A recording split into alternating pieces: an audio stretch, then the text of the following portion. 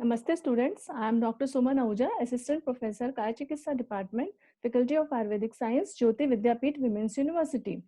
Today I am going to take lecture on acute interstitial nephritis. So let me share a few slides with you.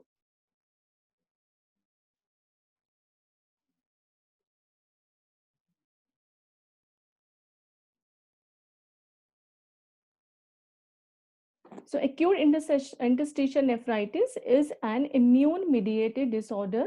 It's an autoimmune disease characterized by acute inflammation affecting the tubulointerstitium of the kidney. That's why it is called as acute interstitial nephritis. It is commonly drug-induced with proton pump inhibitors, which are antacid drugs. So proton pump inhibitors fast becoming the most common cause, but can be caused by other toxins and can complicate a variety of systemic diseases and infections. So if we see the causes of acute interstitial nephritis, most important causes are allergic, many drugs, but particularly penicillins, NSAIDs, that is non-steroidal inflammatory anti-inflammatory drugs, proton pump inhibitor, and mesalazine. It gives delayed reaction, but still it's a cause of acute interstitial nephritis. Immune causes autoimmune nephritis plus minus uveitis, transplant rejection, because of whenever a patient gets transplant, organ transplant, and as a rejection phenomenon, this acute interstitial nephritis takes place. Some of the infections like acute bacterial pyelonephritis, leptospirosis, tuberculosis, hantavirus, and toxicity of myeloma light chains, and mushrooms cortinarius. Now, clinical features. The important clinical presentation is typically with renal impairment, but in some patients with drug-induced acute interstitial nephritis, there may be signs of generalized. There may be signs of generalized drug hypersensitivity reaction with fever, rash, and eosinophilia. Proteinuria, that is passage of protein in the urine, is generally modest. That is PCR is less than 100 milligram per millimole and tubular in type. So proteinuria is tubular in type. The urine may contain white blood cells, WBC, and white cell cast, but is sterile on culture. So if culture sensitivity is done, then the urine will be sterile on culture. Eosinophils are present in up to 70% of patients, but this is a non-specific finding. So acute interstitial nephritis should always be considered in patient with non-oliguric. Oliguria means less passage of urine. If a patient is passing urine less than 500 ml per 24 hours, then it is called as oliguria. But in acute interstitial nephritis, that patient will be non-oliguric. So if patient is non-oliguric and non-oliguric kidney disease, then there should be suspicion of acute interstitial nephritis. There may be a rapid deterioration of renal function in some cases, or drug-induced acute interstitial nephritis causing the condition to be mistaken for RPG, and that is the case of glomerulonephritis.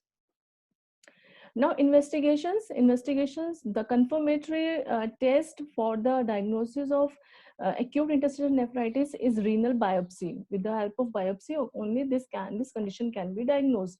This typically shows evidence of intense inflammation with infiltration of the tubules and interstitium by polymorphonuclear leukocytes and lymphocytes. So on biopsy there will be intense inflammation with infiltration of tubules with interstitium by polymorphonuclear nucleocytes and lymphocytes. Eosinophils may also be observed, especially in drug-induced acute interstitial nephritis. Often granulomas may be evident, especially in drug-induced acute interstitial nephritis or sarcoidosis. The degree of chronic inflammation in a biopsy is a useful predictor of long-term renal function.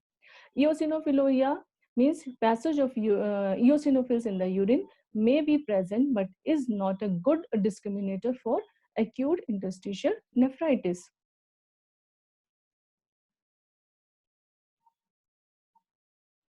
So, okay, last is the management. Some patients with drug-induced acute interstitial nephritis recover following withdrawal of the drug alone. But high dose glucocorticoids, prednisolone 1 milligram per kg per day, may accelerate recovery and prevent a long-term scarring.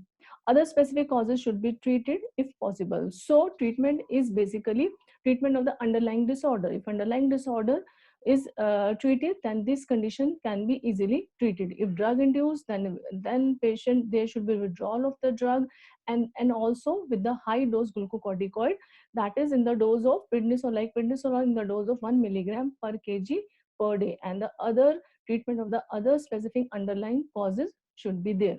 So this was all about definition, you can say causes and factors, investigation and management of the acute interstitial nephritis. That's why medications like NSAIDs or some of the causes, drug causes allergic reaction. So these all are the medicines, specifically PPIs. PPIs are frequently used by the people without a prescription of the physician, so that should not be taken randomly. So it should, for there is, if there is any problem, gastrointestinal problem, is there a problem of acidity, a person should first of all consult doctor, then take the medicine. So because they can cause a fatal disease, acute interstitial nephritis. So thank you so much for watching this video. I hope this was useful for us, and this session was powered by Digital Version 2.0, Jyoti Vidyapeeth Women's University. And I hope this you would be satisfied. If there is any query, any comment, please write in the comment box and that will be resolved. Thank you so much.